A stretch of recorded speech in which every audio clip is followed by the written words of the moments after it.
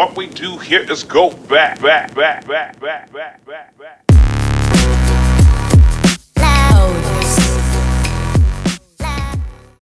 Hi, and welcome to Mr. Toyama's AP World History. This is Chapter 32, The Building of Global Empires. First off, we have our overview. In the latter half of the 19th century, the industrial powers of Western Europe swiftly extended their control over vast areas of Africa and Asia. This new imperialism was rationalized by theories of racial and cultural superiority. It was made possible by new technologies of warfare. The United States and Japan, to a lesser extent Russia, were late arrivals on the imperial stage but soon established themselves as well. Modern imperialism is characterized by the following. Mixed motives. Imperial powers claimed economic necessity, strategic imperatives, and a high-minded, civilizing mission. Frequently, motives were confused, so it became the white man's burden to convert Africans to Christianity while at the same time enslaving them. Competition between imperial powers. The scramble for Africa, and later for the Pacific Islands, illustrate the intense competition among the imperial nations. The United States took over the Philippines in order to be on an equal footing with other powers already in China. Japan seized Korea and Taiwan for the same reason. Different models of colonial rule. In practice, the new imperialism varied considerably, including settler colonies such as Australia, indirect rule as in British Africa, direct rule as in French Indochina, and even private fiefdom of Leopold II in the Belgian Congo. In all cases, the ultimate authority rested with the imperial state, and local rulers had little real power. Economic colonialism. The purpose of the colony was to supply cheap, raw commodities to the imperialist state and to be a market for manufactured goods. All resources, natural and human, were directed to this effort. Forests were transformed into plantation, and workers impressed into service. There was no effort to develop colonial industry that might compete with the imperial state. Contempt for local cultures. With few exceptions, the imperial powers regarded colonial people as their inferiors and treated them as such. The French made an effort to convert and educate colonial peoples. The British also employed colonials as soldiers and minor civil servants, but made little provision for education. This disrespect contributed to a growing nationalism in India. All right, so first up, we're going to have the big idea section. There are some words here that we need to kind of focus in on for this chapter. First up, we have imperialism. Now, remember, imperialism we talked about last chapter as the Europeans going specifically into the Ottoman Empire, really resisting Russia's attempts to take over bigger portions of western parts of the Middle East, and also some of the other areas like Japan and China, as it was kind of modified and taken over sections of their territory by Western Europeans. Well, now we're going to look at the bigger global stage that comes about as a result of this imperialism, specifically in the areas of British in India, Western Europe, and the whole scramble for Africa as the whole continent of Africa is carved up, the Pacific Islands, the USA entering the global stage and basically moving into the Philippines, Hawaii, and into different parts of the world. And this will eventually set the stage for future nationalistic movements, which have become known as anti-colonial or anti-imperial movements. The biggest reason for this imperialism was really raw materials or resources.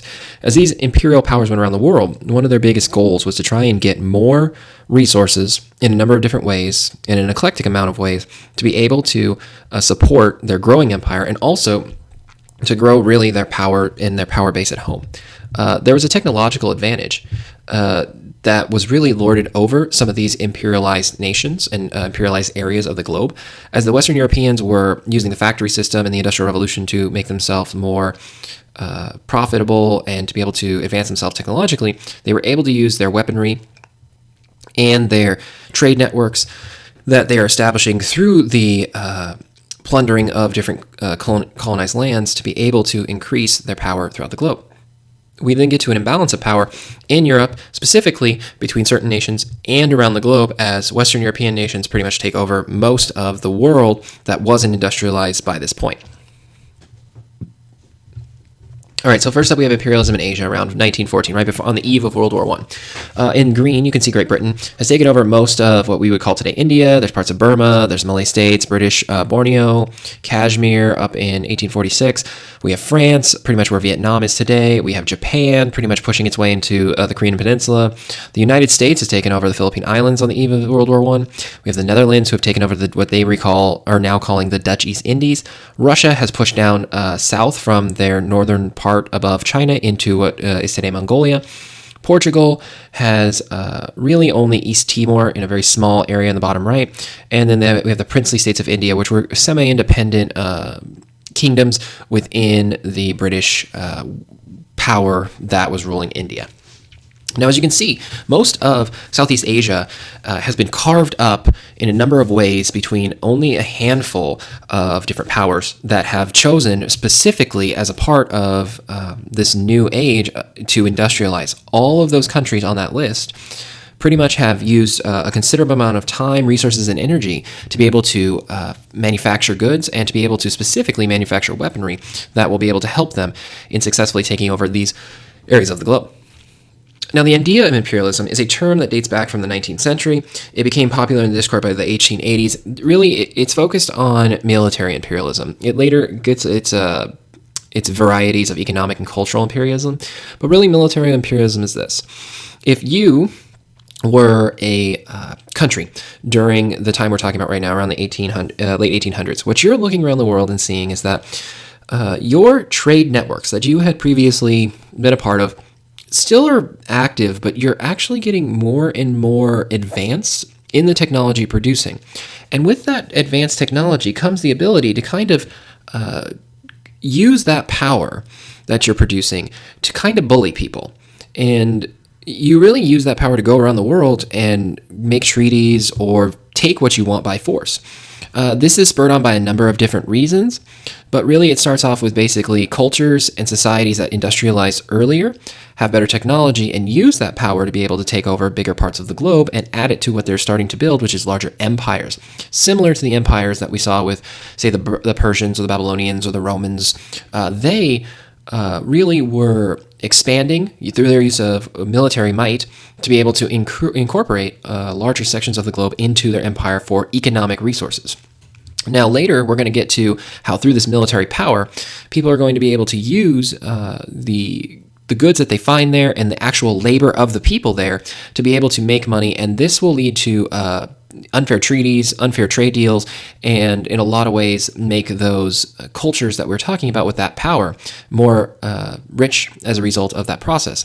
And finally, as they go around the world, there's going to be cultural imperialism. Through this process we'll talk about at the end, called social Darwinism, people of Europe, specifically Western Europe, start to say that the cultures that they're running into are inferior or savage in a lot of ways, and what they need to do is bring about civilization to those people. We talked about last chapter the idea of the West.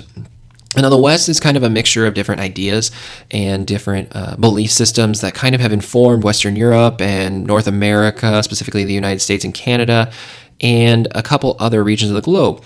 This is set about a specific type of thinking within Western Europe that their culture is the best culture to have existed on the earth. It has a long documented tradition that we've talked about.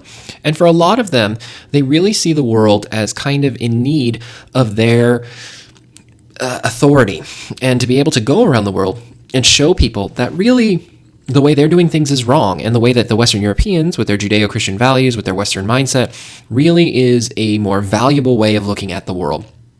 The U.S. will eventually join in something that it hasn't done up to this point, and really start to go out on the global scale of the world and start to dip its toe in the water of imperialism. And we'll get to that near the end. Now, there's some motives for imperialism. First, there was military motives. You are a country in Western Europe, say you're Britain. What you see happening around the world is as you're industrializing and making bullets and making guns and making bigger armies and boats and all those things, you're starting to look around and see your neighbors doing the same. Now, as your neighbors of Germany, France, Russia, Belgium, for example, all these different random countries are going around the world, specifically Britain, they start to realize that to be able to outlast your kind of neighbors, you need to make sure you go around the world and get what you need. Similar to that game we talked about last chapter, Risk, you need to continue to build because you don't want to be the last one with the smallest army. So that military desire for imperialism leads to many cultures basically investing tons and tons of resources into making their military stronger, bigger, with more weaponry, better weaponry, more advanced weaponry, to be able to fight for what they feel is conflicts that are basically around the corner. Politically, there's some reasons for imperialism. If you're looking at power, what's better to be able to take back to your voters? If you're a person, say, in England running for parliament, you want to be able to say that I support that Britain goes around the world and continues to grow its economy and continues to be successful through our army and our military. Well, you should vote for me, and this will lead to Britain being a great player on the world stage. And for many people, this is a very likable prospect for them. They want to see their country grow. Nobody wants to see the country they're living in having economic hardship, having no jobs, having a lack of funds, and basically people want to see their country succeed. The Europeans also are dealing with an economic imperialism where they're starting to run into some problems. We talked about this a little bit last chapter where they're running out of places in their Western Europe to be able to sell goods. America is starting to industrialize, and they're starting to realize they can produce a lot of goods. The French, the British, the Russians are starting to imperialize. The Germans are industrializing. And what they're realizing is that there's not a lot of people to buy the goods that they're producing. So they need to find new markets, but they also are starting to run out of raw materials to make those goods. One thing we didn't talk about a lot last chapter was the need for rubber. Many of these machines that are running now are using belts to be able to process the power that runs through those steam engines and even through those gasoline engines that are starting to come out. They need to have rubber for tires. They need to have rubber for boat caulking and for different parts. And rubber really comes from a rubber tree, which grows mostly in different parts of like tropical and subtropical regions of the globe, which Britain, Germany, France do not have at their disposal. So they have to go out into the world and retrieve those materials. At the same time, coal supplies, gasoline or oil supplies, they want to be able to get all the materials they need to still continue to produce what they want to produce whenever they want to produce it. And most of those materials are all over the globe. There's also a religious imperialism motive. What they're looking at the world and seeing is that the rest of the world does not have that Western tradition of Judeo-Christian values. And for many of them, we saw in previous chapters where the Europeans were fighting over the idea of Protestantism and Catholicism, and what they want to do in both denominations or both sections of Christianity, whether you're practicing Catholicism or Protestantism, you have a missionary mission from the Jesus of the Bible. And what they want is to be able to tell people around the globe that their religions that they've been practicing is wrong. They start to send missionaries, the Western Europeans send missionaries around the globe to be able to bring about the good news of Jesus. And as a result, this is playing to a lot of the positive vibes that people are feeling in those Western European countries, believing that they're going out and doing good things as a result of this. There's also demographic imperialism reasons. One reason is they're starting to grow with the problems of urbanization and the lack of labor lack of ability to have jobs. There's a lot of people who are starting to see a way of life that maybe is different than they've had before, specifically crime. And as a result of these people participating in crime, what they're doing is they're running out of space to house them. They're running out of jail space specifically. And a lot of these Western European nations are looking for places to unload criminals. And we'll talk about what the British end up doing later on. And dissident populations. They also are starting to run into some problems where people, specifically socialists and anarchists and communists, are saying that the world is not a playground for the Western Europeans to go around and take and carve up what they want. What they need to start doing is looking towards making society better. And if you're a person in power relying on capitalism, what you do not want is someone contradicting what you're believing or what you're kind of pushing as an ideology throughout the world. And so what you're going to do is you're going to really try and get the voters that are voting for you on your side, and it's going to make the people very happy with you as you go around the world and do the things that we talked about on this slide before. But at the same time, you're going to try and squash down any counter-protest or any kind of disagreement between you and the populations that you have as they start to really fall into the background noise as imperialism starts to take over the world. Well, first we have this idea of manifest destiny. It's originally the discovery of natural resources that lead to many Western Europeans, and you probably have heard this idea before with applied to the Western United States in the 1800s. And as they discover more natural resources, a lot of people start to look around and say, hey, these natural resources were not being used by the indigenous peoples. And as a result, this is a waste. We, good British people, know what coal looks like. And we could go there in those areas of the globe and take that coal and use it to make our empire stronger. And if they're not going to use it, then we need to go there and take it so we can be more productive.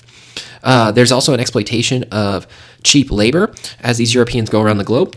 One of the things they're realizing is there's a lot of people who are just living their lives as peasants, more or less, in these unindustrialized areas, and they're able to kind of convince them through the early stages of capitalism, you guys need to work for us. We're going to make your lives better. We're going to bring you shirts, and we're going to bring you manufactured goods. We're going to bring you all these different things from our factories far away. In exchange, all you have to do is go and dig out, sugarcane, or grow rubber trees, or grow us food or tea or cotton, and you give us the raw materials. We'll take them back to our factories in our Western European nations, and then we'll bring you back manufactured goods through this capitalist system.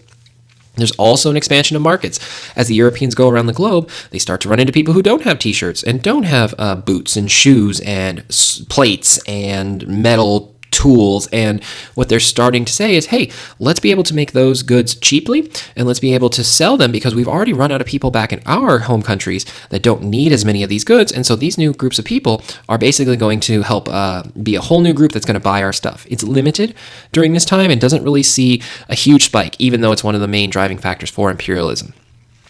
There's some geopolitical considerations. Originally, these Western European peoples are looking around the globe and they're realizing that the rest of their neighbors have lots of weapons and are doing a lot of conquering of random peoples. And what they want to be able to do is put, as they look around the globe, little bases and little areas of the globe where Britain can stop and refuel, or where they can get supplies. And as a result, let's say, if we look at the history of Europe, those European nations like to fight each other. And so if you're Britain, you might be keeping an eye out on France, and you see them going into Africa. You want to go to Africa too. You don't want them to get any advantage over you. Get back to that board game of Risk we talked about before, where people do not want to be the one with the smallest army. They want to keep growing and growing. And so there's not really going to be an end in sight until about the year 1914.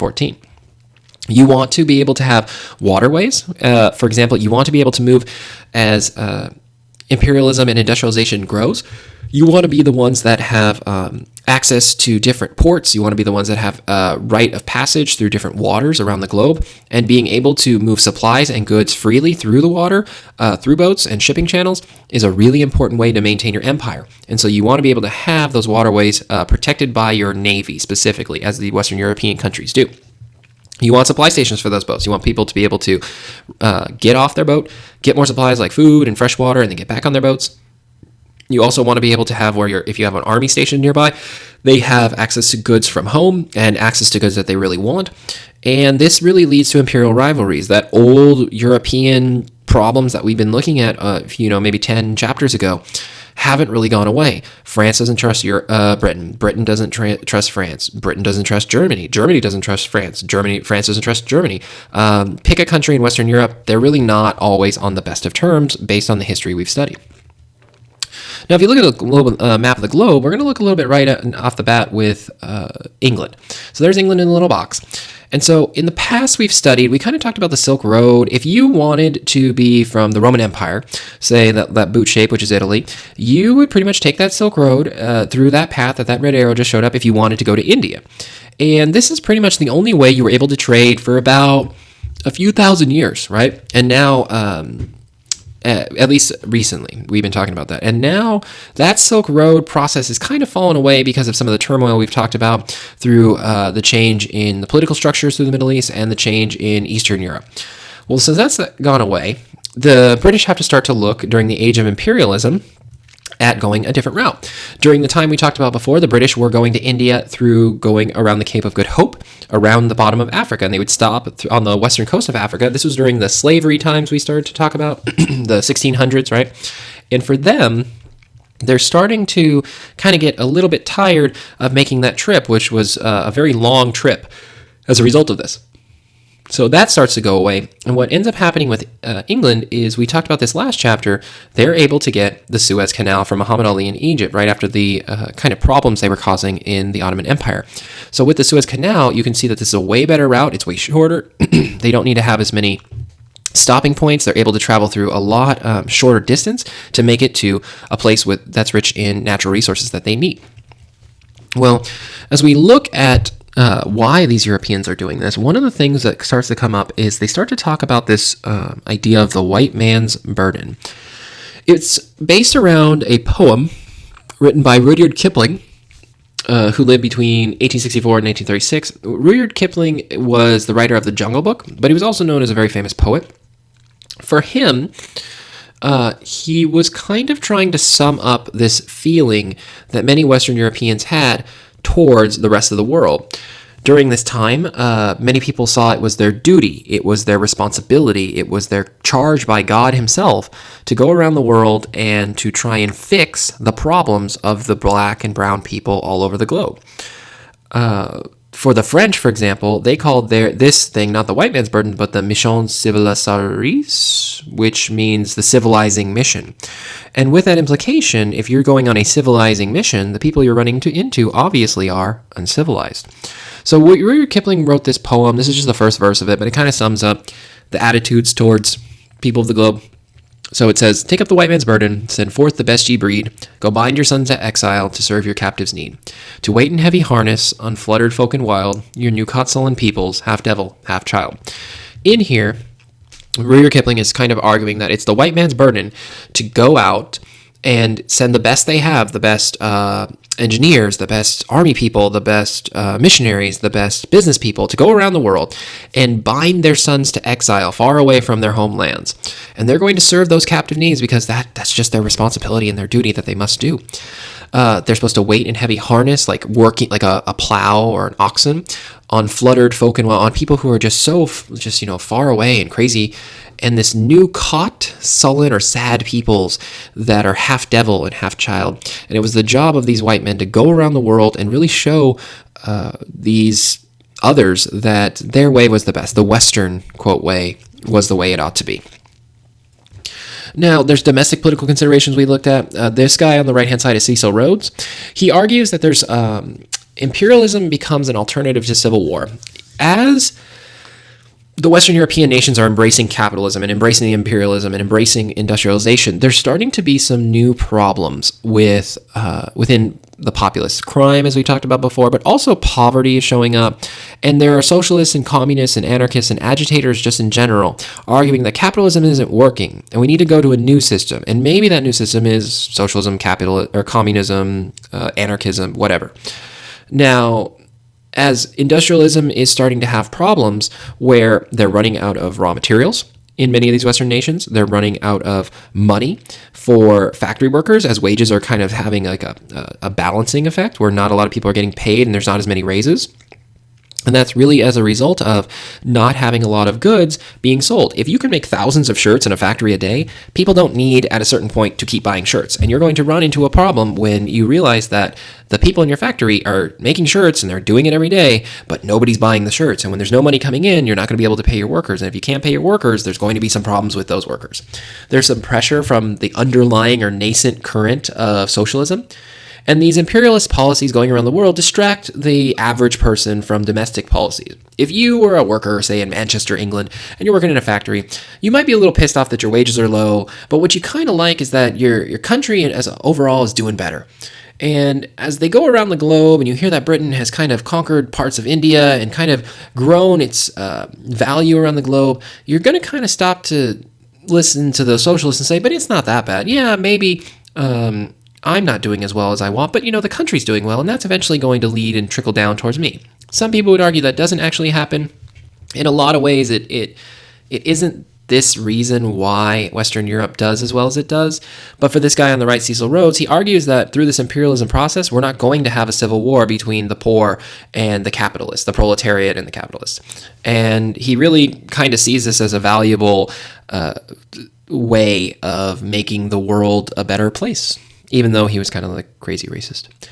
Next, technology and imperialism. The transportation. The reason they're able to be more successful through this process is 100% due to the industrialization process. Up until this point, the Europeans had a hard time really breaking into sections of Africa and sections of Central Asia. One of the main reasons was transportation. You need to be able in Africa to penetrate the inner parts of Africa is the ability to go upriver. Now, if you have a boat pretty much rowed by hand, it's very, very difficult to move goods and supplies upriver. Through the invention of steamships, they're able to get larger ships up the river into Central Africa, as a lot of rivers that are in Central Africa run out towards the coast. With these steamships, they're able to move goods, troops, and be more successful at penetrating the inner parts of Africa, which many European countries had not been able to do through the sea routes. In addition to the steamships, they're also using steam engines on railroads. This railroad system that's built all over Africa after the initial invasion, if you would call it, for the Scramble for Africa, allows Europeans to move goods from the coast by unloading it from large ships on the coast onto train tracks in the railroads and then moving them into interior holdings in centralized Africa or in the central part of India. They also set up an infrastructure through this process. There is telephone lines, there are telegraph lines, there are railroads, there is water places for them to get clean water. There are supply stops, there are roads that are built, and through this process, that infrastructure allows for the exploration and deeper penetration of the African and Indian continent, for example, for the British. In addition to that, they build the Suez Canal, which we talked about before, and the Panama Canal by the Americans later on, which we'll come back to. One of the biggest advantages to taking over most of Africa was the weaponry. Up to this point, many people had muzzle-loading muskets. That's the one where you have your gun. It's a very long gun. You bite like a little paper wadded thing with a bullet in it that's round. You bite off that part. You pour the powder from that paper thing inside of there. You spit the bullet out and you put it into the end of your gun. You punch it down with this long rod on the bottom of your gun. You pull the rod out. You put the rod back. You aim your gun. You click back the little hammer thing by the trigger, and then you pull the trigger and it goes boom and it fires. Could take a good 15 seconds. Really good people could do it in less time. But by the mid-century, we're starting to have breech-loading rifles. And what that means is weaponry is now moving towards cartridges, where it looks like a modern bullet you would think of today. On the very end is the actual projectile that leaves the gun. And then inside of this, just below it, there's this metal like shell. And inside of there is some powder with a little tiny dot on the end of that the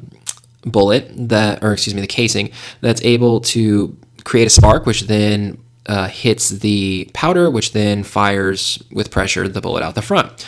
This is able to do a number of things. It makes the ability to fire faster because you can load multiple rounds into a gun. You're also able to keep the temperatures of those bullets more or less successful. The problem up to that point with muzzle loading muskets was if it ever got wet, or it got too humid, or it got too dry, or it got to anything other than perfect, guns sometimes would misfire or not fire or explode. And at this point, they had moved away from round bullets to kind of that cone shape, which allows it to spin and go faster and farther at higher rates. Through this process, they're able to reduce loading time. And by the 1880s, a guy named Hiram Maxim invents the Maxim machine gun, which is kind of pictured here on the left, one of the early models. It's a gun that basically uses a belt with those cartridges on them that feeds automatically the bullets out of the gun by just basically pulling or pushing a button or pulling a lever. The Maxim machine gun is able to fire 11 rounds per second. That's boom, boom, boom, boom, boom, boom, boom, boom, boom, boom, boom in 1 second. So if you compare it to my example before, where it was, bite the bullet, pour the powder in, spit out the bullet, put the bullet, do that whole thing, you could have fired, maybe 100 bullets in the time that it would take for one person to reload. So this is a huge technological advantage in terms of weaponry. It's able to reduce the amount of danger for invading armies, specifically in India and Africa, and most of the world we're going to look at through this time. And because the Western Europeans basically are the only ones with this technological advantage, they're able to do what they please where they want around the globe. The military advantage, for example, here's a good example, the Battle of Omdurman near Khartoum on the Nile in 1898. There was 5 hours of fighting, and on one side was the British with 6 gunboats, which had 21 machine guns facing outward. The British force lost a few hundred men, but during that exact same 5 hours of fighting, thousands of Sudanese are killed as a result. This is amazing for the military advantage that it poses towards people from Western Europe. Up to this point, it was about sheer numbers. If you went to, say, the Sudan and you brought a small army, you're not going to commit lots of troops to what might actually be a tactical defeat. What you want to do is be able to try and match army for army, but many people didn't want to do that because it would cost too many lives. With this new military advantage, you don't need to have lots of men to fight off thousands of men. And this is all in response to basically that ability to have a faster firing gun. Communications get better. For example, correspondence of information. In the 1830s, from Britain to India, it could take 2 years. So you could have a sister who lives in India and you live in Manchester or London, and you write her saying that your baby has been born on Sunday and you'd love for her to come see her. Well, 2 years later, when that kid is 2, she might get the letter saying that your kid was born. After the invention of, or the creation of the Suez Canal, that only takes about 2 weeks for information to go from the heart of England to Calcutta. By this process, they also introduced the telegraphs. It's that beep thing where they tap on and they kind of send signals out through Morse code. In the 1870s, it's the development of submarine cables, literal underwater cables, and this is able to increase the amount of speed that information travels. And so from Britain to India, it only takes 5 hours for information to travel that far, which up to that point could, only 40 years earlier, it took 2 years. The British Empire in India. Well, now we've looked at a few different trading companies, and now we're going to add another one called the British East India Company. This group had a monopoly on trade. One of their biggest things was that if you think about these trading companies, they're kind of like countries within a country. The British government really sanctioned a lot of what they did, but they didn't really have a direct influence on what they did. They had a board, similar to today's modern companies having a board of executives. And these board of executives invested money and found investors to do trading around the globe. Well, the British East India Company really works to be able to try and get investment and get goods from India back to England and back and forth to be able to make money. This goes back to our idea of mercantilism from a few chapters ago. And by having a monopoly or a single access for their company alone from Britain or England to India, they're able to make lots of cash because they're the sole group that's able to move the goods from there and back and forth. Originally, they get permission from the Mughal emperors that we talked about in a few chapters before, and this company is able to gain lots of investors and lots of money. And when I say they were a country kind of within a country, what I mean is they had their own army. They were able to negotiate contracts without the need for British representation. Their company pretty much just did what they wanted when they wanted. The British government was happy because they didn't have to commit troops to protect those goods, and they also got taxes as a result of it. And their empire was growing as they had just more boats going around the world collecting goods. And the British East India Company really benefited because they got to make lots of money, and they really didn't have to go back home and worry about getting voted or having their missions cut short because the populace at home decided they don't like the war that's going on. So this company makes a lot of money as a result of just trading. The Mughal Empire declines after the death of Aurangzeb, and really there's no one to check them anymore. They have these old contracts, they have these old agreements with the Mughals, but nobody really is around to ensure that nothing sketchy is going on. And the British East India Company decides that they're going to kind of take advantage of this vacuum of power. Well, the British start to look around the actual country of England with their larger Commonwealth known as the British. They look around and they say, India doesn't really seem to have a lot of leaders. After the death of Aurangzeb, they start to see that the Mughals aren't really a unified group, as we saw on the map from before. And they start to see that they're making lots of money and they're able to get lots of goods back to England from the British East India Company. And they start to say that maybe we need to have a protection of those economic resources through political conquest. So what we're going to do is we're going to convince a lot of the Indian people and a lot of the areas of India to really just allow us to be in charge. There's no one really in charge there, and some of those like smaller regional leaders, they don't have guns, especially the guns that we have. And if we show up and we're really willing to do a number of things that are a little different than what they're doing in India, maybe the people will like us.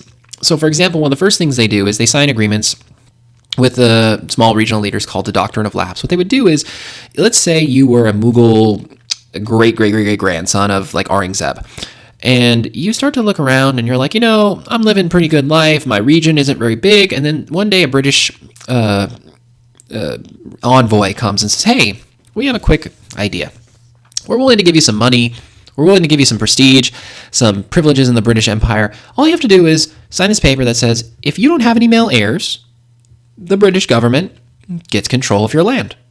You can live it up right now. You can live in your palace. We're not going to change anything. We just want to be able to trade in your area and sign this contract. And if you were somebody who saw, well, it's not really going to affect me and I'll be dead by that point, so you signed the agreement. Well, let's say a generation later, your son doesn't have any boys. Well, that land all now goes and defaults immediately to the British. They more than likely would let you just stay on the land, but you would no longer be in charge of that area.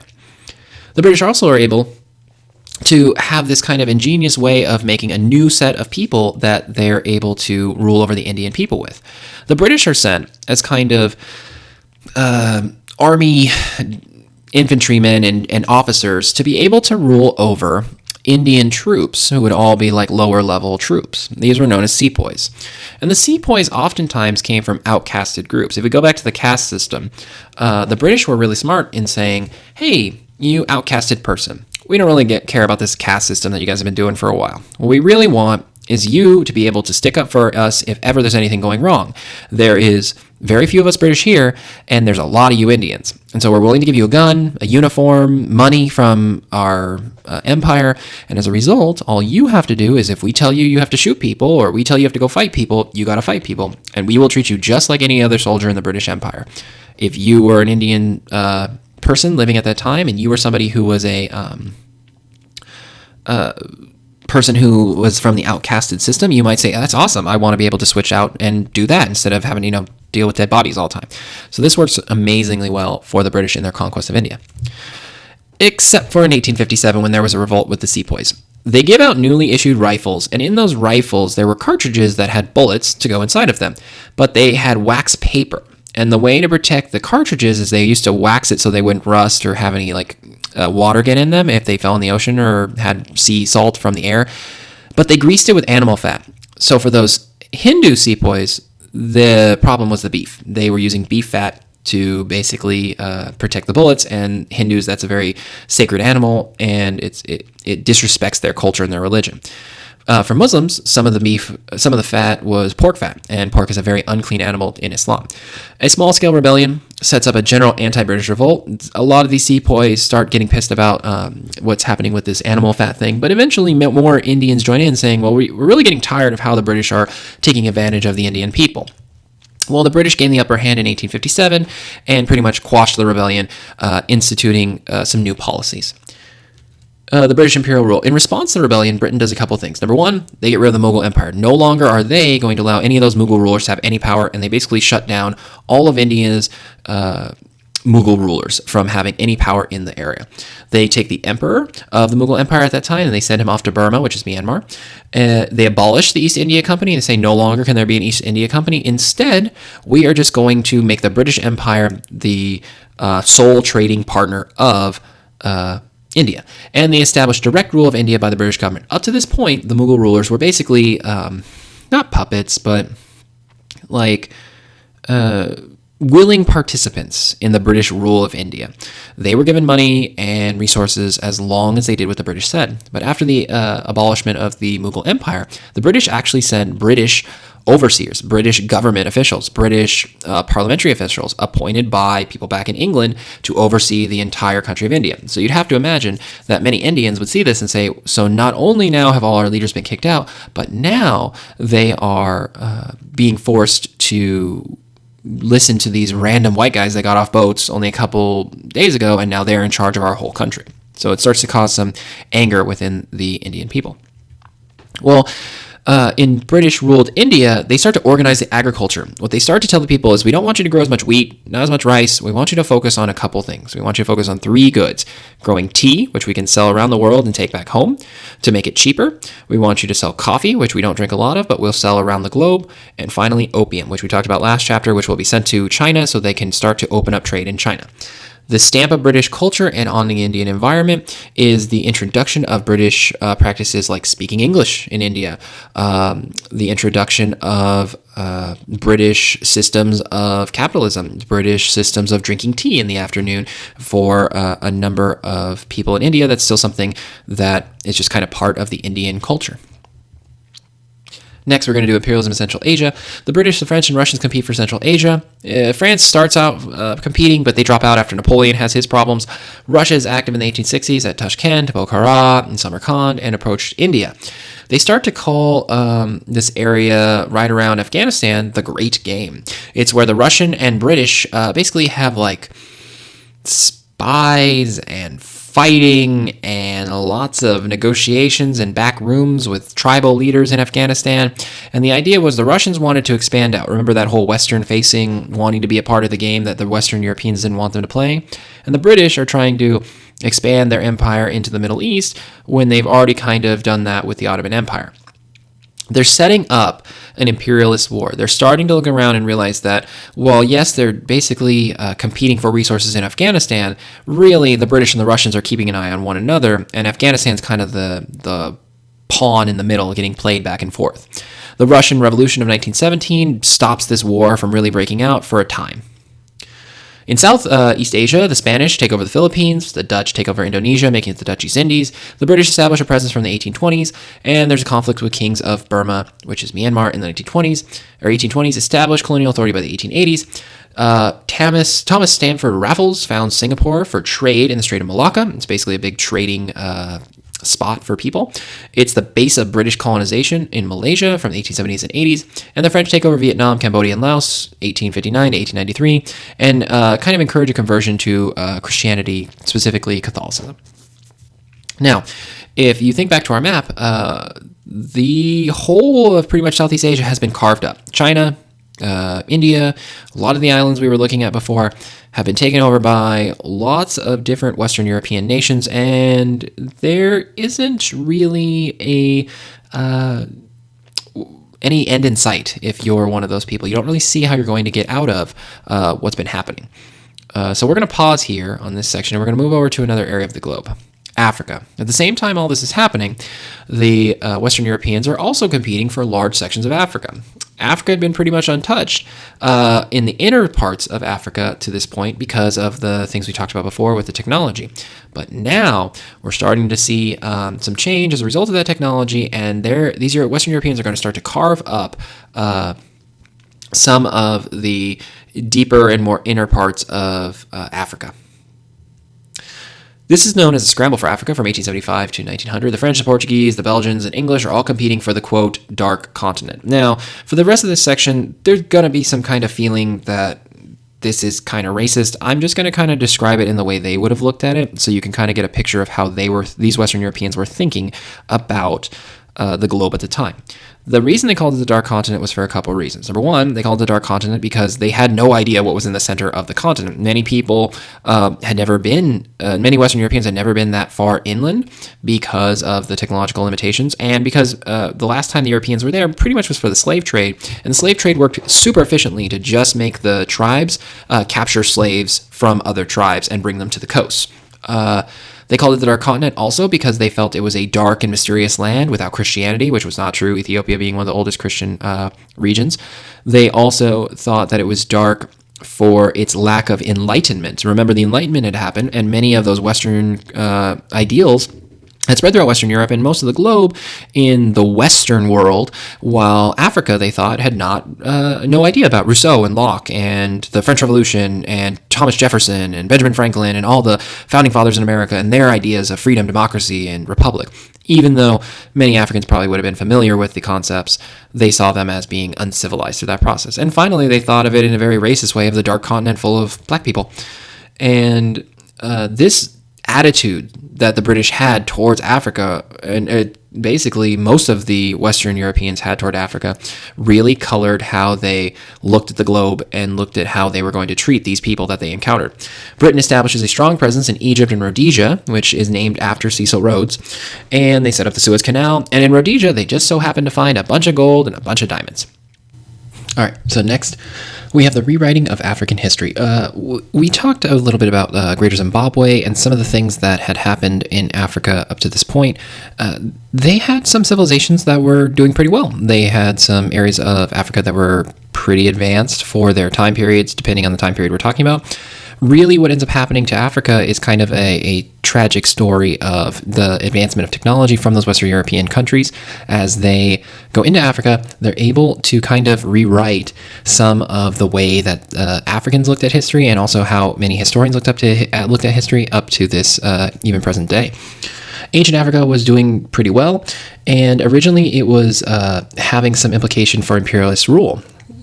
The European exploration of these rivers like the Nile, the Niger, the Congo, and the Zambezi River gives them more information on the interior of Africa. And some of the things they would do, for example, is as they went around, they would run into things like Greater Zimbabwe, or they would run into civilizations that had been around for a while. And they said, well, part of the problem that these European countries were having was there was no way in their minds, when you think back to that dark continent comment, for them, they said there's no way that these Africans built these great monuments, they built these statues. There must have been some European influence here before even the Africans got here. And so we've studied history all the way back to basically the first humans walking upright. And we know that a lot of our human ancestry comes from Eastern Africa. And for many people in Western Europe at the time, they said there's got to be a better explanation for why all this stuff is here. And what it must have been is way, way back in the lost record of history, there must have been some Europeans. And they were there, and they built stuff, and then they left for a while. And when they left all their stuff behind. But the Africans that eventually would migrate into that area in Africa took it over and claimed it as their own. Now, with this justification, what they start to say is, well, if it was the European peoples before, then it must be ours to claim now. So as they start to go around, what they start to see is there's no need for Africans to really claim anything that's their own. It's really European stuff, and so since it's European stuff, we might as well just take it back. For example, King Leopold II of Belgium, he starts the Congo Free State, and he sets up commercial ventures. Now, King Leopold does something a little different than the other European leaders at this time. King Leopold is the king of Belgium, but he also is a person, like an individual. And part of his individual power as an individual person, he selects people to go into Africa and basically make treaties with the people of the Congo and the tribes. And he says that we're going to set up some commercial businesses to collect like rubber trees and some other goods that are in the area, like mining rights to the area. And it's going to personally benefit the King Leopold II. It's not going to trickle down into the Belgian government, the money for those for that country. What it's really going to do is enrich King Leopold himself. Eventually, he takes control of the colony in 1908 and renames it the Belgian Congo, when in reality he's just making money for himself. We then get to South Africa. The very bottom part of Africa is known as South Africa. In the South African or Boer War of 1899 to 1902. The Dutch East India Company establishes in Cape Town in 1652, and eventually they tell a bunch of farmers or Boers to follow and settle into the territory. Later they're going to be known as Afrikaners. Africans are people who live in Africa. They're the black-skinned people who live there for a while.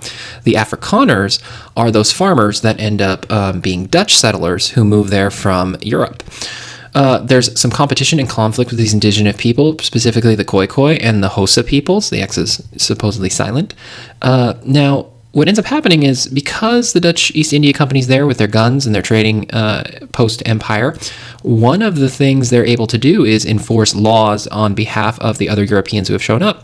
Those Boers start to take over land, and they go up to the natives and say, hey, we know you live here, but we kind of bought it from the Dutch East India Company, and we want you to leave. And so there's some conflict because the natives are saying, well, we've lived here and no one told us, and we don't really see that you have a right to this land.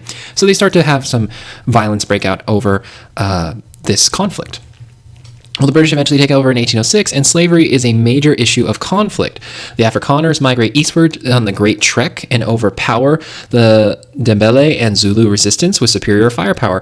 At this point, those Europeans are able to use the weapons that they have accumulated through technological advancement to basically overtake these very ferocious warrior tribes, specifically the Ndebele and the Zulus. And they set up their own little republics in the area of South Africa.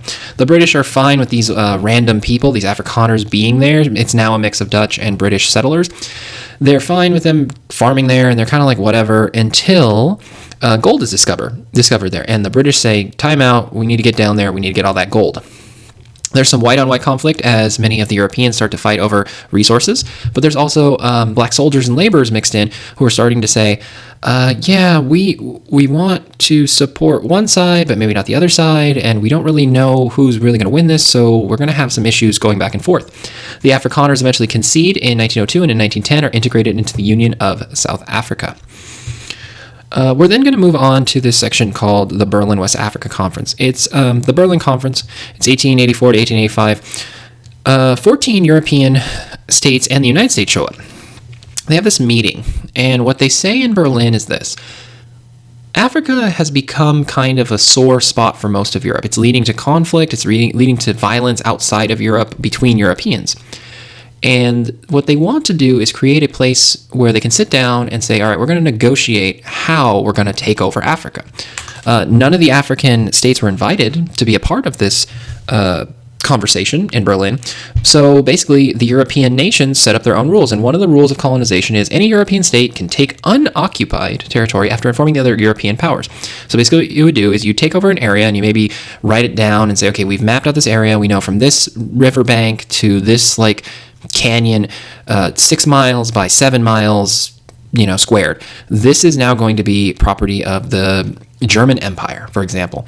And all the Europeans had to do was go there, recognize that no one was there, and by no one unoccupied, they meant no white settlers were there. And the Germans in this example would just notify the other nations that this is their area, and the Europeans would say, okay, that's fine. European firepower dominates Africa because as they went around, they didn't really find unoccupied territory. They found tribes of Africans living there, and they were able to basically come into conflict with them through violence, and eventually the Europeans win. There are some exceptions. One is Ethiopia fights off Italy in 1896 through just some tactical advantages they have. And Liberia, eventually in the western kind of curved part of Africa, ends up being a dependency of the U.S. After the freedom of slaves from America, many Africans, you'll learn about this in U.S. history, had a move called the Back to Africa movement, and many of them wanted to resettle in Africa based on kind of a belief that America would never accept the former slaves, and so they needed to go back to Africa to start a life anew there. And Liberia today is kind of a very sad country full of many problems to this day. Systems of colonial rule. There's concessionary companies, which are basically private companies, get large tracts of land to exploit natural resources. So you're France, and you have dominated an area of, let's say, Algeria. What you're going to do is you're going to say, we don't really want to go there. So what we want to do is make money, though. And so we're willing to offer contracts to companies that want to invest in our area that we're going to kind of control. And you guys are going to get the resources, and you're going to pay taxes on those resources. And we're going to protect you if anybody messes with you, especially the European nations. But it's pretty much you guys being investors going and getting all those supplies. The companies get freedom to tax and recruit labor in those areas. So when they land there, many of those private companies show up and go to the tribes and say, hey, we own this area, even though you live here, and you guys need to pay us some taxes. And also you need to work in the mines or work in harvesting rubber trees. And this leads to horrible abuses for the native peoples. Because of that technological advancement, native peoples aren't really able to fight back. There's a profit margin, which is basically how much money you make on an investment. Let's say you invest $100 and you make back through your investment $105. Your profit margin is $5. The profit margin is minimal, so they're not making a ton of money. But it works out in favor of those European countries because they're still getting the taxes that they want from those private companies. They don't really have to do anything like send troops there most of the time, and they really can wash their hands of the whole situation and say, we don't know anything about what's going on, and we're fine with whatever's going on there as long as they keep paying their taxes. There's one exception, which is France. They are on a civilizing mission. They see the whole of Africa as being an uncivilized area. After the Enlightenment, they see the French Revolution, they kind of see what their influence has wrought around the globe, and they say what we need to do is take all the awesome ideas of liberté, égalité, fraternité around the world, and especially to Africa. And so we're going to go help those poor Africans. There's a chronic shortage of European personnel. The language and cultural barriers are set up. In French West Africa, for example, there's 3,600 Europeans that rule 9 million Africans. Because there wasn't a lot of European personnel there, causes some problems, but they're able to do it, take over that area and control that area through the use of firepower and weaponry.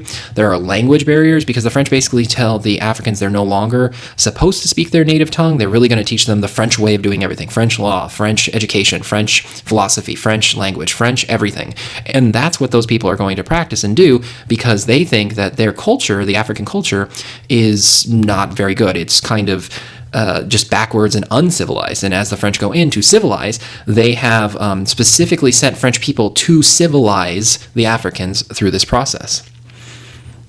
Indirect rule is what most European countries opt for, however. Frederick de Lugard, he's a British person from 1858 to 1945. He writes this kind of pamphlet-y journal speech thing.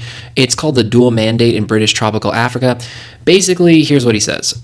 It's too complicated for British people to go there and control such a large area with such few Europeans without risk losing lots of manpower, without risking lots of the money of the British Empire. So what we're going to do instead is we're going to set up indigenous institutions to be like operating on our behalf. So the British people would go to like different tribal leaders and say, hi, we're from Britain. It's a really far away island. Here's what we need you to do. You're the leader of this tribe. You guys are going to be in charge. We're going to keep you in charge. But we kind of own this area. And so what we're going to do is we're going to give you resources. We're going to give you like manufactured goods. We're going to give you some money. And we're going to let you be a part of our empire. And you're going to get some benefits of that. But in exchange, you leaders of tribes have to tell your people to go and harvest things we tell you to get. So for example, let's say your tribe, and you're the leader, your tribe has lots of rubber trees in their area. The British representative would come and say, hey, you need to get your people to go harvest those trees, bring them here. We'll send a train around and they'll pick up all those goods. In exchange, we'll drop off a bunch of stuff. It'll enrich you and your family. And it works out a lot better because the natives are more willing to listen to their leader because of already built-in institutions. And it really works out to not have to waste any resources on behalf of the Western Europeans who still get what they want without a lot of conflict. There is some, however, difficulty in establishing tribal categories. Many Europeans kind of show up and don't understand traditional tribal boundaries or regions or language or tribal units, and they kind of just lump people together and they say, okay, you're tribe A and you're tribe B, you guys are going to work together. When in the past, for maybe 100 years or 300 years, tribe A and B have been fighting and warring and have basically had conflict. And sometimes the British would arbitrarily pick tribe A, for example, to be in charge of tribe B, and tribe A, after those centuries of being at war, end up abusing that power and hurting tribe B. And they impose arbitrary boundaries. Sometimes they would make whole new sections that they controlled and lump together tribes that really didn't get along. And by doing that, it leads to conflict. And the only reason it doesn't spiral out of control is because the British, for example, or the Germans show up and say, you guys can't fight. You have to go get our supplies and bring them here. But when the colonizing Europeans leave eventually, this is going to lead to large-scale conflict between tribes. Now we're going to move on to Oceania. Around 1914, we have Micronesia, we have the Dutch, the British, the French, and the U.S. all around with some German people running in there, and there's the Southern Pacific and the North Pacific islands. European imperialism in Australia and New Zealand. The English use Australia as a penal colony or a prison colony from 1788. There's been this idea that bounces around every now and then that people say we should take all the bad people and instead of putting them in prison, we should just build this big compound like the middle of the desert, for example, or on an island. And let's just drop all those guys off and we'll give them tools.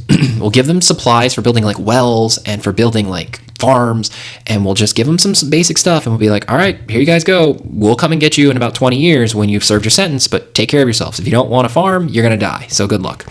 Australia is used for that. Once the British discover Australia as a big island, they basically say, hey, go drop those criminals that have been having all this time stabbing people and hurting people in England, and let's go and just drop them off far away, and that'll help England out because we don't have to deal with the poor people and we don't have to spend taxes on them, and we also get rid of just kind of the negative elements. So it's a win-win for politicians. It's a win-win for many people who see this as a benefit for people that are being disrupted to society back in England. And many of the penal people or the prisoners that are dropped off, they see it as kind of like I guess we're stuck here now. Voluntary migrants eventually follow, and eventually in 1851, gold is discovered and the British show up and say, time out, need to go get that stuff. Hey, there's this one weird thing that happens. When they get there, they run into some natives. And some of the things that are problematic with running into natives from Europe is similar to what happened during the Columbian Exchange. This is one of those, connections that we want to keep looking for in AP World History. Smallpox and measles kill off a large population of the natives. Not very good, not very positive. Territory is eventually called terra nullis, which Latin means the land belonging to no one. Again, back to those attitudes of Western Europeans saying that this doesn't really have anyone living there, and those natives aren't really people to them, so I guess we can take it over. In New Zealand, the natives are forced to sign a Treaty of Waitangi in 1840, placing New Zealand under the British protection. The British see it as like, well, you guys need our protection in case anyone wants to show up and take over your land, so we're going to claim you as the British Empire in case the Germans or the French or the Dutch ever show up. European and native population in Australia and New Zealand, if you look on the left, around 1800, there was 850,000 natives to 5,000 Europeans, but by 1900 there's only 135,000 natives to 4,500,000 Europeans. So because of the diseases that end up being imported there from the European mainland, the island natives of Australia and New Zealand are pretty much destroyed as a result of it, similar in a lot of ways to what happened during the Columbian Exchange. European imperialism in the Pacific Islands. There are commercial outposts. Whalers are seeking ports. The South Pacific and the North Pacific have lots of whales in them, and many Europeans were looking for whales for their fat, their blubber, that's used in lanterns during this time, and also looking for just kind of fishing kind of things in that area. Merchants specifically are seeking sandalwood and sea slugs, and they want to take that back to China. And there's also missionaries seeking souls. So back to that whole thing a few chapters ago with God, Gold, and Glory. This is still kind of in the background of many people's minds from Europe. The British, the French, the German, and American powers carve up all those Pacific islands. For example, we looked at that map. There's whole areas of that part of the globe where basically everybody shows up and says, all right, this is part of our empire now, and many of the natives don't really have the power to fight back because of the technology, and also are kind of caught off guard when many of them had been living similar lifestyles to what they had been living for a few thousand years, and now they're being faced with machine guns.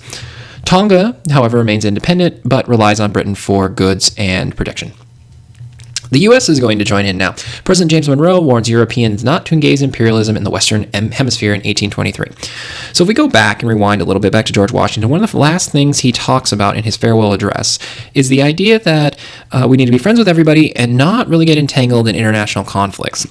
George Washington sees a future where Europe has pretty much, if you look at our history, that we've been studying, they just keep fighting each other. They hate each other, and they don't want to work together on anything. And George Washington says, we're a whole ocean away. We need to stop being involved in European conflicts. So if the Europeans end up fighting each other, like the French want to fight the British again, whatever.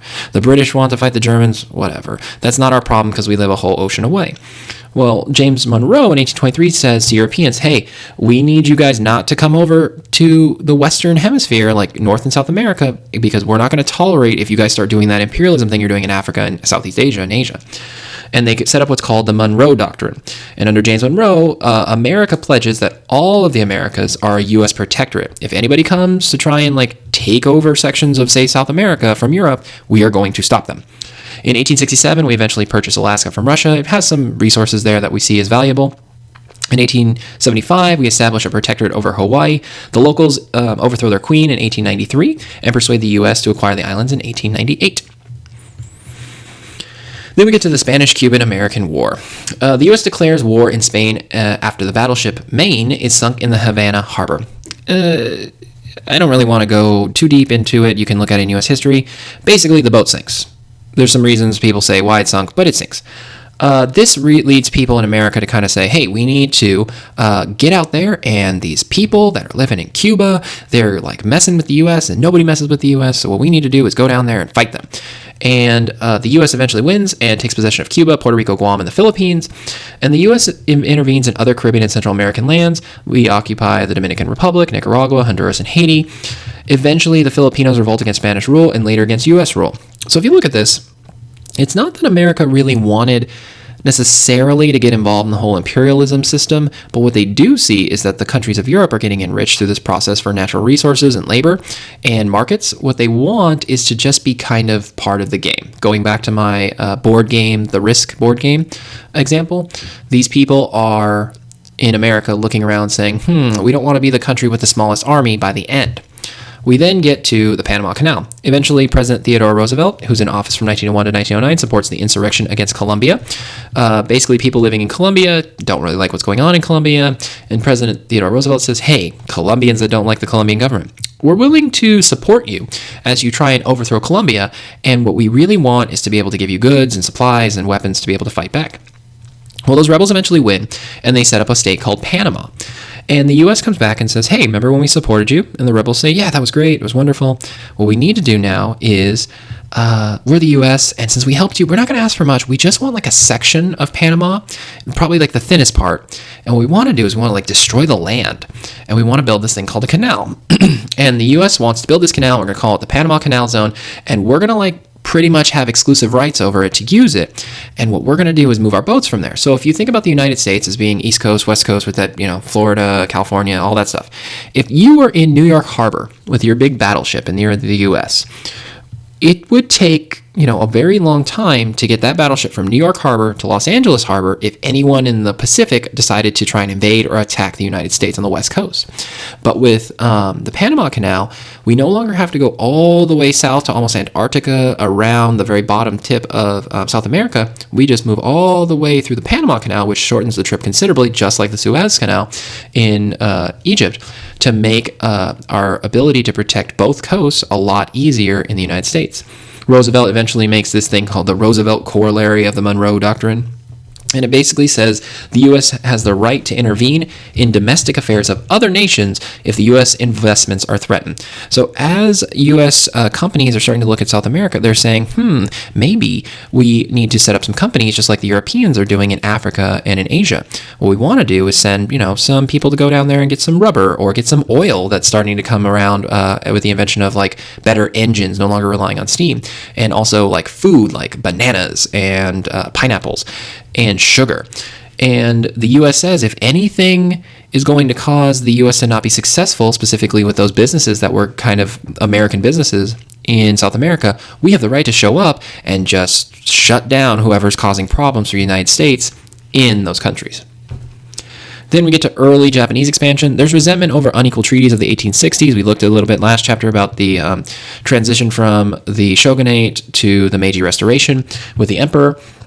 In the 1870s, there's colonized northern region, Hokkaido, Kuril Islands, southern Okinawa, Ryukyu Islands as well. 1876, the Japanese purchased warships from Britain and dominate Korea. The Japanese have been learning and watching what's happening around the world. Similar to last chapter, what they saw was industrialization was leading the Europeans to be more successful through their use of technology. The Japanese are willing to work with the British and say, can we buy some boats? We're willing to still keep doing the trading thing, but we want to be players on the world stage. Britain says that's fine as long as they, are willing to not mess with their stuff. So they eventually go over and take over the Korean Peninsula. There eventually is a Sino-Japanese war. Sino means Chinese. It's just what it is. Over Korea results in a Japanese victory because, again, of the lack of resources and power that China is facing during this time because of the carving up of China through imperialism, and the technological advantage that Japan has through the Meiji Restoration and investment in technology from Western Europe. Eventually we get to the Russo-Japanese War, which we talked about last chapter, and the Japanese win as well because of their investment in technology that they're receiving from Western European nations. I made this slide red because it's kind of like the long-term big kind of takeaway thing that you need for this chapter. The colonized states encouraged to exploit natural resources rather than build manufacturing centers. If you're a country like Britain, one of the things you don't really care a lot about is the native peoples, which you see as a large empire. While you might care enough to keep the population of your colonized areas happy, you don't really want to make them self-sufficient, because self-sufficiency means they don't need you and means that they could eventually overthrow you and keep running their country with all their resources that they have, and they could make themselves benefit from the resources they're owning. So if you're Britain, what you might do is you would say, okay, we're going to go there, we're going to take their stuff, but we're going to keep them dependent on us for those manufactured goods. Now that we've got the people of our colonized areas hooked on, clothing from Manchester, for example, in Britain, or from different types of resources through our large empire network of trade, we want to make sure that all we do is when we show up to India, for example, we unload our manufactured goods from England, we load up our boats with the raw materials like cotton or jute, which is used for different processes in manufacturing. They load up tea so they can go sell it, and then they'll constantly keep this process going so that way those individual places like India, for example, will not ever see a need to get rid of the imperialist powers. The encouraged dependency on imperial power for manufacturers goods made from native raw product, like for example with Indian cotton. In India, for many, many years, Indians took cotton, spun it, made clothing. The problem then becomes that the British show up and say, hey, we know you guys can make clothing, but we can make it so much faster, so much cheaper, so much better. So why don't we just do this? You guys give us cotton, in exchange we'll give you money, and then you can buy the goods from us that we take back to India from like Manchester, for example, in England. The Indians see this as kind of a benefit for a time, but really what they're giving up is their ability to take care of themselves, their ability to be able to not need the imperial powers coming in and bringing them stuff. because there's such a high priority placed on growing cotton, there's less and less a priority placed on growing individual food for their countries. So a lot of times Britain would even show up with food from other areas of the globe and drop that off to make sure that the Indians were eating. This dependency, it really leads to a kind of entrenchment in the idea that India cannot survive without the British showing up and bringing the goods or the food. They also introduce new crops. For example, there's tea in Ceylon. They start growing tea all over there. Imperialism and migration during the 19th and early century. If you just look at all these arrows, look at where everybody goes. Everybody from around the globe kind of shifts around. They start moving for a number of reasons. We'll kind of break it down in the next slides. First is labor migration. Europeans move to temperate lands or more moderate lands, less cold, less hot. They work as free cultivators, basically independent farmers and industrial laborers in factories. 32 million moved to the U.S. between 1800 and 1914 for a number of reasons. The Irish, for example, move to America as a result of the potato famine. Other European countries move out because of internal conflicts. Some are kicked out. Some basically just make it to the U.S. because they see it as a land kind of not engaging in the imperialism system. Maybe for a lot of these people, they're seeing that their class or social status is kind of stuck where they are, and being able to move to America, they can have a new start with more land. Africans, Asians, and Pacific Islanders move to tropical, subtropical lands, and they eventually become indentured laborers, which is just slavery but based on debt, and manual laborers working in the farms and production of iron and stuff like that. 2.5 million moved between 1820 and 1914. Eventually we get to colonial conflicts. Thousands of insurrections are against colonial rule. The Tanayaka Maji Rebellion against the Germans, I'm only going to call them the Maji from here on out, is one of the more famous ones. There was a tribe that really believed in their shaman and some of their traditional religious beliefs. Now, the Germans had taken over this area, and their shaman had told this tribe that they had this special water or magic water called Maji. And they told the rebels, the shamans did, that if they sprinkled themselves with this blessed or holy Maji water, it would be protection against these modern machine gun weapons. Basically, the bullets would hit them, and if they believed hard enough, that the bullets would turn into steam and that it wouldn't hurt them. So this works for a number of reasons. If you are a person promoting a religion, specifically a shamanistic style religion, that relies on faith, what you have to say is put this on, this magic water, and if you get shot, well, obviously you didn't believe hard enough. And if you didn't get shot, well, obviously you're a true warrior and the Maji works. There's not really any way to prove the Maji isn't working. Well, these rebels eventually wear the Maji and 75,000 are killed. Not one of the more successful chapters in rebellions against European colonial powers. And we're going to kind of wrap up a little bit of what's happening intellectually. There's the introduction of what's called, quote, scientific racism. We're going to get to the idea of social Darwinism. And what's happened recently around this time is Charles Darwin has published his book about species, right? And how all of the world kind of comes from natural selection. Now, natural selection really comes back to, if you remember back maybe like 7th, 8th grade, you guys learned about Darwin and his finches when he went to the Galapagos. And when he was looking around at the finches, what he started to notice was some of the finches, depending on the island he was on, had different beaks. And because they had different beaks, some had short beaks, which were like fatter and they were stronger. And then some of them had really thin, long beaks that were able to drink nectar. The fatter, stronger ones, crushed nuts and ate like berries and stuff. The finches were well adapted to their environment, allowing them to be more successful at gathering resources to survive. Charles Darwin did not talk about evolution in the sense that a stronger group would automatically win against a weaker group. What he was arguing that there was a fitness or survival of those most fit to their environment would be the ones that are successful in reproducing. Well, with that complicated explanation I just gave, a lot of people didn't understand what he was talking about. And so for some people, they intentionally didn't want to understand what he was talking about. And what they do is take the idea of Darwin's survival of the fittest and make it the survival of the strongest. And they apply it not only to animals, but to humans. Now, what they start to say is, if you look around the world, there are cultures that are amazing. And for many Western Europeans, it was their own culture.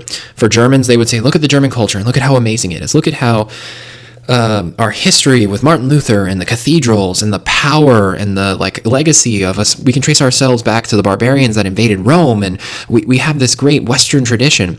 And when we look at Africa, we see a lot of huts. We see a lot of people getting owned when we bring machine guns. We see lots of people who are just basically living very hunter-gatherer, very basic farming lives. And what they start to say is maybe what is happening here is evolution. It is survival of the fittest.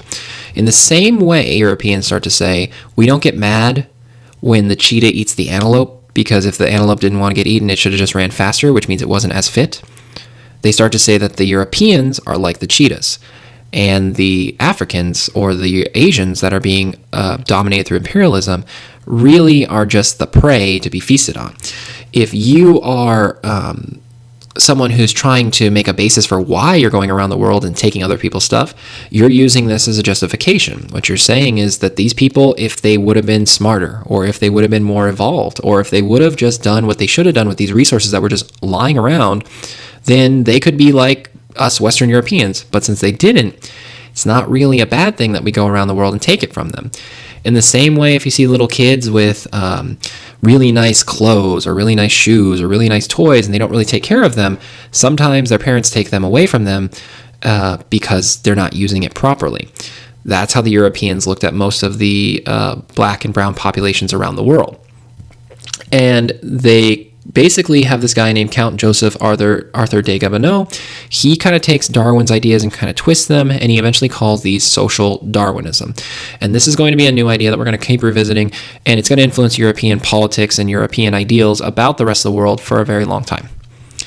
We're then going to get to kind of wrapping this up with nationalism and anti-colonial movements. Ram Mohan Roy is a Bengali. He's called the father of modern India. He starts to look around and see man, the British are really dominating and taking advantage of our stuff in India. He does what the Chinese do with the self-strengthening movement and says, what we need to do is we need to have self-government. We need to get rid of all these British that are directly ruling over us in India, and we need to really go to an Indian government where we're ruled with Indians taking care of everything. And they're willing to adopt, for example, selected British practices. That's the self-strengthening connection there, where the Chinese, remember we're saying Chinese base with a Western technology, they're willing to say, yeah, we like this British factory stuff and imperialism as long as it's not hurting us. We like these ideas, and we're willing to adopt some of their practices. For example, they banned sati. Sati was a tradition in Hinduism where when a Hindu man died, you would take his body down near the Ganges if you could, and you would set up a pyre or a big pile of sticks, and you'd set it on fire, and you put his body on top, and you would cremate it. Well, sati were women who were seen as very honorable, and what they would do is while their husband was burning, they would throw themselves on the pyre or self-immolate, which means set themselves on fire and die with their husbands. A lot of more, I want to say progressive and Western-leaning peoples at this time were saying the British think this is crazy, and while we might understand it as a cultural tradition in Hinduism, we kind of also are starting to see this as a little out of control, and so they actually ban sati from happening, and they actually set up people to stop women from self-immolating. The influence of Enlightenment thought comes into India, and it's often obtained in European universities where many Indians eventually go out into the imperialized areas of the globe, say South Africa, which we'll get to with Gandhi, or England, where many Indians are learning about the Enlightenment, and they're learning about these new ways of understanding the world. And they come back to India and bring the ideas of democracy and the Republic and the ideas of what happened with the American Revolution and the French Revolution. They're learning what those countries did specifically to overthrow their governments. Eventually, they form the people during this time of India, the Indian National Congress in 1885, basically a bunch of guys who decide that they are going to be ready to take over the Indian government if they need to. They're kind of like an organizing group that says, hey, when the British leave, we can totally step into their shoes. We're learning about government. We're enlightened. We're educated. We can do this. We don't need the British. And they give speeches and they rally people around their cause. And in 1916, they join with the All India Muslim League, which is basically the same thing, but with Muslims living in India.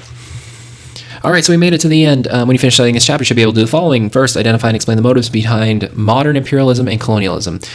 Next, identify key technologies by modern imperialists to create their empires, not just weapons. Next, compare and contrast the British Empire in India with other imperial ventures in Central and Southeast Asia. Then explain the origins, course, and legacy of the scramble for Africa. Then explain the development of European colonial outposts in Oceania and Pacific Ocean. Outline U.S. imperialism in Latin America and the Pacific. Explain the key events that led to Japan's creation of an East Asian empire.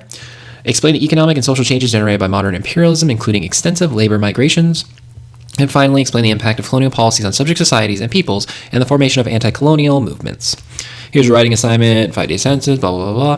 First, 19th century imperialists claimed that they were fulfilling a, quote, civilizing mission in their overseas conquests. To what extent was this claim true? Specifically, what significant reforms and changes did the British bring to India? What changes did the British not make? Number 2, the status of indigenous peoples was an important problem for the imperial powers in the 19th century. Compare the British treatment of Australian Aborigines and New Zealand Maoris with the treatment of Native Americans by the U.S. government. That's in your book. You probably should look that up. Number 3, compare the French model of direct rule with the British model of indirect rule. What are the relative advantages and disadvantages for both rulers and their African subjects? Consider this. Under which system would an African find the most opportunities for personal advancement? As always, it's time to reread. I hope you learned a lot. I'll be talking to you guys a little bit later. Good luck on your test. Bye. What we do here is go back.